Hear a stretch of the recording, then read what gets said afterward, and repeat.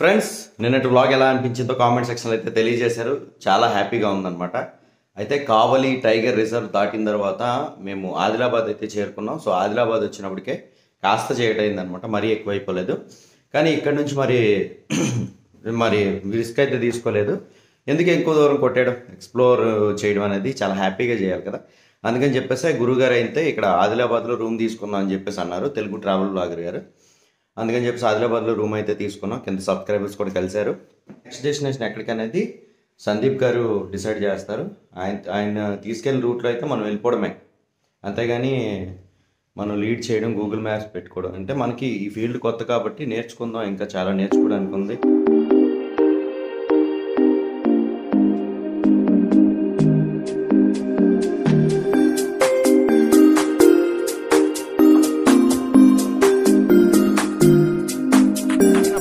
Black view అంటే video ఆనేస్తుంది అనమాట. ఇది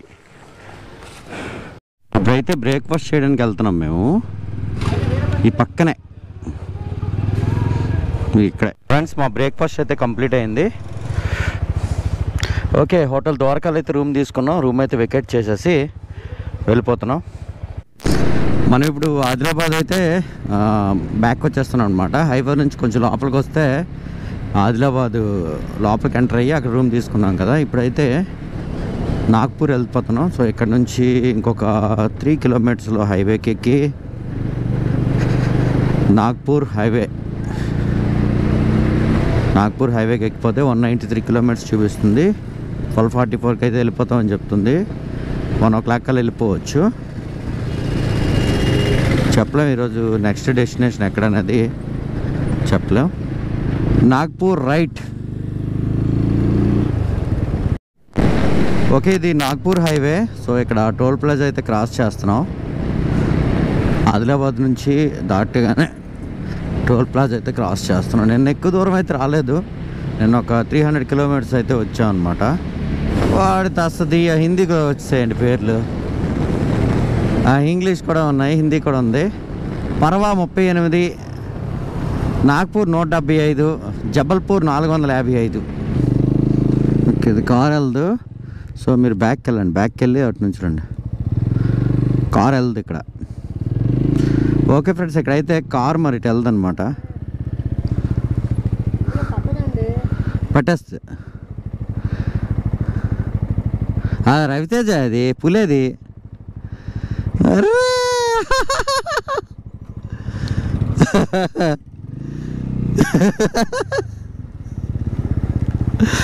అది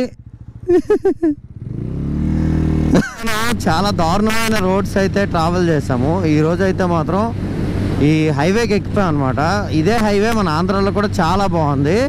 కాకపోతే మాకు గూగుల్ మ్యాప్ చూపించిన రూట్లో అయితే మేము వచ్చేసాము. అది నిన్న అయితే బాగాలేదు. కాకపోతే ఇది మాత్రం ఎక్స్ట్రాడినరీగా ఉందన్నమాట. మహారాష్ట్ర హైవే ఇది, NH-44. ఇక్కడ వర్షాలు లేకపోవడం వల్ల ఆ కార్ అయితే నీట్గా కనిపిస్తుంది, చూసారు కదా. మా బైకులు కూడా నీట్గానే ఉన్నాయి.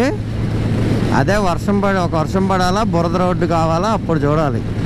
హైవే అయితే అదొక రకమైన డస్ట్ అంటేస్తుంది నల్లగా, అది లేదు కార్కి. అదైతే మాత్రం బైక్ అయితే కడగం, కానీ కార్ అయితే మాత్రం ఖచ్చితంగా కడగాల.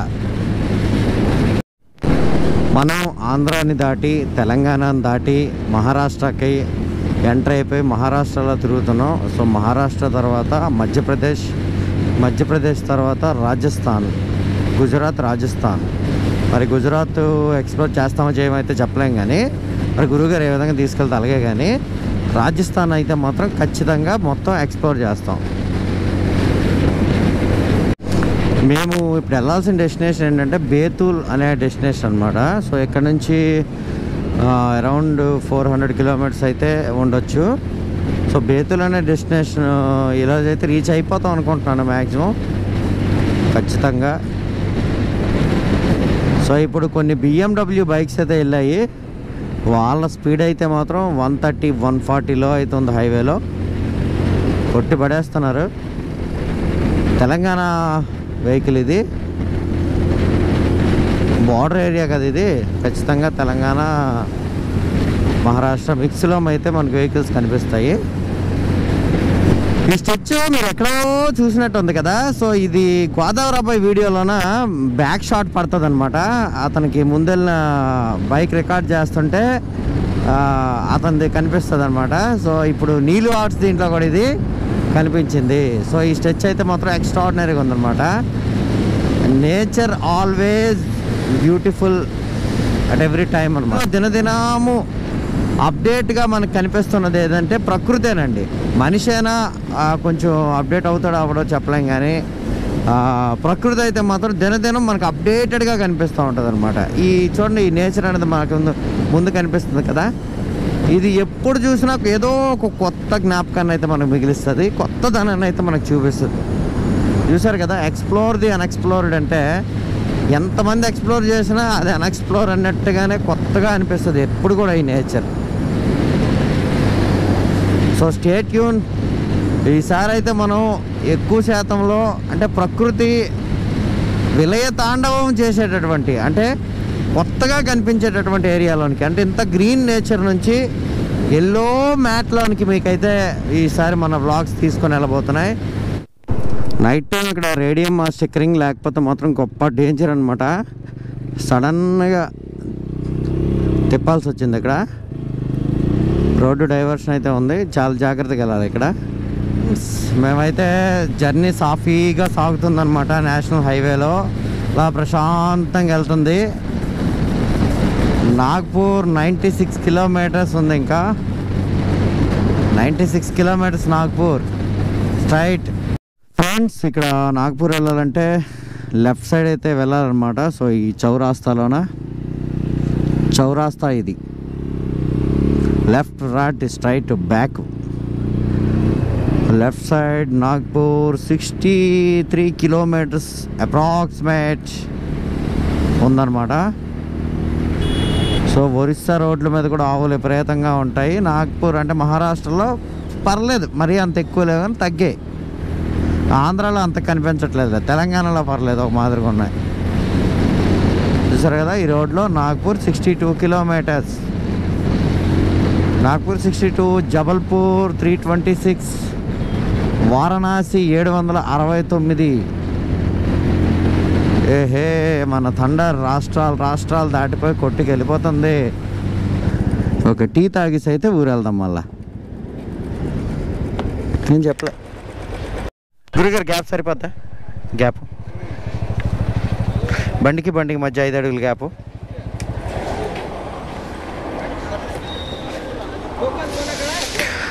అబ్బా, సెంటు వాసనలు వేరేగా ఉన్నాయండి ఇక్కడ. వేరే రకం అత్తర వాసనలు వస్తున్నాయి.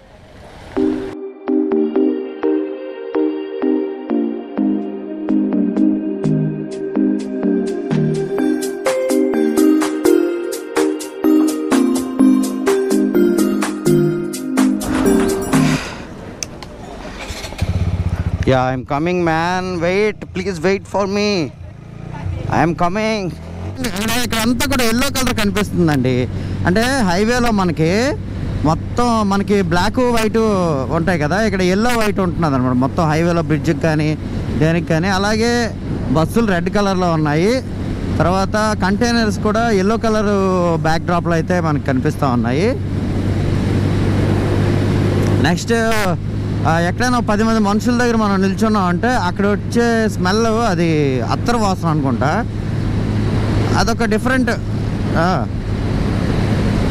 అదొక రకమైన సెంటు, బాగుంది. రోడ్డు చూసారా ఏ విధంగా ఉంది. సో మేము వెళ్ళాల్సిన డెస్టినేషన్ అయితే బేతుల్ కాదు, బేతుల్. సో బేతుల్ డెస్టినేషన్కి అయితే మేము వెళ్తాం. ఇప్పుడు 5-6 అవర్స్లో అయితే మేము రీచ్ అయిపోతాం. ఈరోజు నేను చేసే లైవ్ ఏదైతే ఉందో మొన్న మీరు చూసారు కదా లైవ్, అది మేము ముగ్గురం కలిపి లైవ్ చేసాము మొన్న, అదనమాట ఇప్పుడు మేము చేసిన లైవ్. అంటే అది మొన్న మేము చేసిన లైవ్ ఏదైతే ఉందో అది ఈరోజు ఇంక చెయ్యాలి. అది సియోని 158, నాగ్పూర్ 36. ఇక్కడ పోలీసులు ఉన్నారు కానీ మాకు ఆపలేదు. తమ్మునేలు మాత్రం అది పెట్టను. ఈ మధ్య ఏటవుతుందంటే ప్రతి ఒక్కరు కూడా ఫేక్ తమ్నైల్ పెడితే వ్యూస్ వస్తాయని ఫేక్ తమ్నైల్కి వచ్చినారనమాట. ఇప్పుడు జెన్యూన్ తమ్నైల్ ఎట్టే ఆవిడ చూడట్లేదు, అందుకనే ఇంకా మ్యాక్సిమం జెన్యూన్ తమ్నైల్ పెట్టడానికి ట్రై చేద్దాం. ఓకే, మన రవి గారికి మాకు ఒక్కటే తేడా, అదేంటంటే ఆయన టోల్ గేట్ దగ్గర ఆపాలి, మేము ఆపక్కర్లేదన్నమాట. మిగతాదంతా same to same. Almost all నాగ్పూర్లోనికి అయితే ఎంటర్ అయిపోతున్నాం. ఒక మోటో వ్లాగింగ్ ఛానల్లో నేను విన్నాను అనమాట, అనిల్ మోటో వ్లాగ్స్ అని చెప్పేసి. ఆయన ఒక మాట అన్నాడు, అసలు మీరు ఈ ప్రయాణం చేయడానికి గల మెయిన్ రీజన్ ఏంటి అనేసి అంటే, ఆయన ఒక మాట అన్నాడు అనమాట, ఒక్కొక్క ఏరియాలో ఒక్కొక్క రకమైన వాసన ఉంటుంది, అది నాకు ఇష్టం అని అన్నాడు. నిజమేనండి, ఆంధ్రప్రదేశ్కి వస్తే అదొక రకమైన వాసన ఉంటుంది అనమాట, కలకత్తా వెళ్తే అదొక రకమైన వాసన ఉంటుంది. నేనైతే మాత్రం కలకత్తా వాసన భరించలేనండి బాబోయ్. ఎండాకాలం ఎవడైనా సరే కలకత్తా వెళ్ళిపోయి బస్సు ఎక్కిపోయాడంటే సఫా అయిపోయాడని లెక్కే. అలాగేంటంటే ఒక్కొక్క ఏరియాలో ఒక్కొక్క రకమైన వాసన ఉంటుంది, అది చాలా బాగుంటుంది. ఖరగ్పూర్ వెళ్ళారనుకో నేల బొగ్గు వాసన వేస్తుంటుంది అనమాట, రైల్వే బొగ్గు వాసన వేస్తుంటుంది. సో భారతదేశంలో అతిపెద్ద రైల్వే ప్లాట్ఫామ్లో రెండోది అనమాట ఇక ఖరగ్పూరు. అయితే అక్కడ నేల బొగ్గు వాసన వేస్తుంటుంది, ఆ వాసన కూడా భలేగా ఉంటుంది. అంటే ఆ వాసన మీకు ఇంకెక్కడ స్మెల్ చేసినా ఆ ఏరియా గుర్తొస్తుంది అనమాట మీకు. నిన్న మేము నైట్ హోటల్కి వెళ్ళాం, అక్కడ సరసావు నూనె వాసన వేసింది, నాకు కలకత్తా గుర్తొచ్చింది ఆ ఫుడ్. అర్థమవుతుంది. ఇలా ఈ నాగ్పూర్ వచ్చేటప్పటికి ఇక్కడ వేరే రకంగా ఉందన్నమాట ఇక్కడ పరిస్థితి అంతా కూడా. అంటే ఇలాంటిది ఇంకోటి ఉండదు మన ఏరియాలో, ఉండదు ఇలాంటి పరిస్థితి మన ఏరియాలో ఉండదు. జబల్పూర్ లెఫ్ట్లో మనం డైవర్షన్ తీసుకోవాలన్నమాట, రాయ్పూర్కి లెఫ్ట్ డైవర్షన్ తీసుకోవాలి, బందారాకి లెఫ్ట్ సైడ్ డైవర్షన్ తీసుకోవాలి. ఇక్కడ స్ట్రైట్కి వెళ్ళిపోతే నాగ్పూర్. సో ఎక్కడ డైవర్షన్ తీసుకోకుండా స్ట్రైట్కి వెళ్ళిపోతే నాగ్పూర్ అనమాట.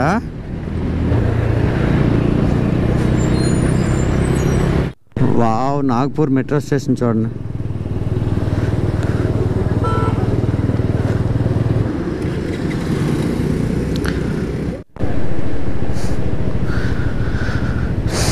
ఫ్రెండ్స్, మనం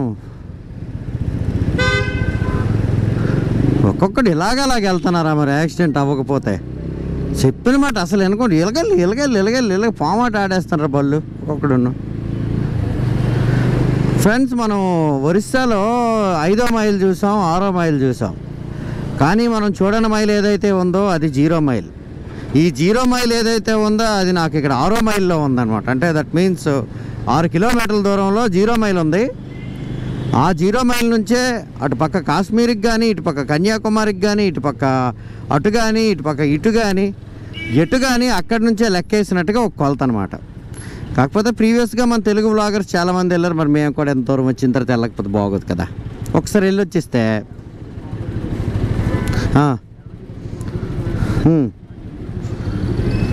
మేము వెళ్ళే రూట్లోనే అది ఉంది కదా, మరి అందరు చూపించినప్పుడు అది మేము వెళ్ళే రూట్లో ఉన్నప్పుడు అది చూపించడంలో పెద్ద తప్పేం లేదు కదా. అందుకని చెప్పేసి మేము మరి ఆ 0 మైలుకి అయితే వెళ్ళిపోతున్నాం అనమాట. ఆ మీదుగా అంటే ఆకుపక్క అరేపాకులాగా ఉందా? సీరియసా ఇప్పుడు? స్లో? ఏ రవి గారి కారు వెనక్కి ఉండిపోయింది. గురువుగారు వద్దా? అయితే అది కట్ చేసి. ఒరిస్సాలో చూసుకున్నట్టయితే అంటే మా ఊరికి దగ్గరలో 7th మైల్ ఉంది, అంటే 7వ మైల్ ఉంది, 5వ మైల్ ఉంది. అంటే ఆ ఊరి పేర్లు అనమాట అవి. కాకపోతే ఏంటంటే మనం 0 మైల్ అనేది ఎక్కడ చూడలేదు. ఇది ఊరి పేరు కాదు, డైరెక్ట్ 0 మైల్ స్టోన్కి అయితే నేను మీకు ఇప్పుడు మేము వెళ్ళే రూట్లో అయితే 0 మైల్ స్టోన్ ఉంటుంది. ఒక చిన్న అంచనా ఏంటంటే ఆ 0 మైల్ స్టోన్ నుంచే అంటే ఇటువైపు కాశ్మీర్కి కానీ, ఇటువైపు కన్యాకుమారికి కానీ, అంటే ఇండియాలో రూట్స్ అనేవి అక్కడి నుంచే స్టార్ట్ చేసినట్టుగా ఒక అంచనా అనమాట. మేము వెళ్ళే మార్గంలో అది ఎలాగో ఉంది కాబట్టి అదొక డెస్టినేషన్ కాబట్టి నాగ్పూర్లో అది ఖచ్చితంగా చూడాల్సిన పరిస్థితి అన్నట్టుగా చాలా తెలుగు వ్లాగ్స్లో అయితే చూసాము. సో మేము కూడా అది ఈరోజు ఆన్ ద వే కాబట్టి ఎక్స్ప్లోర్ చేస్తాం. విషయం ఏంటంటే నాగ్పూర్ అనేది ఇండియాకి సెంటర్ పాయింట్ అనమాట.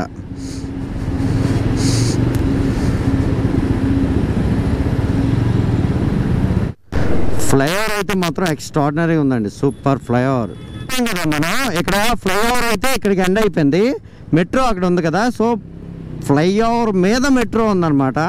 అంటే సైడ్ బై సైడ్, అంటే ఫ్లైఓవర్కి అవతల వైపు నుంచి మెట్రో తాలూకు పిల్లర్స్ అయితే ఉన్నాయి. సో ఫ్లైఓవర్ మీద ఇప్పుడు రోడ్డు మీద మెట్రో ఉందా, ఫ్లైఓవర్ మధ్యలో వచ్చింది, ఆ ఫ్లైఓవర్ మీద కూడా మెట్రో ఉందన్నమాట.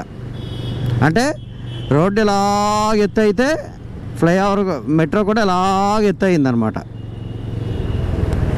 లేదంటే ఏమవుద్దంటే ఫ్లైఓవర్ పక్క నుంచి మెట్రో ట్రైన్లు వెళ్తుంటాయి, అప్పుడు అది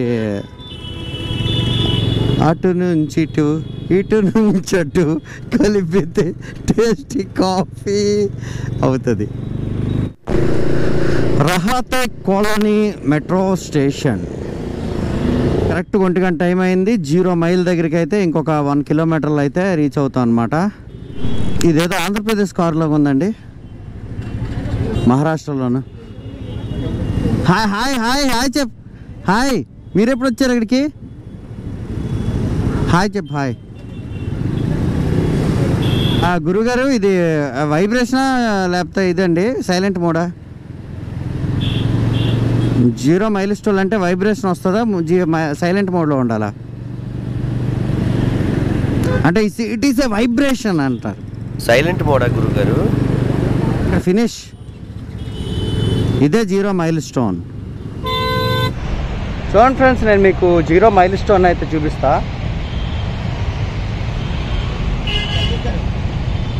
నాకు వీడియో తీయు.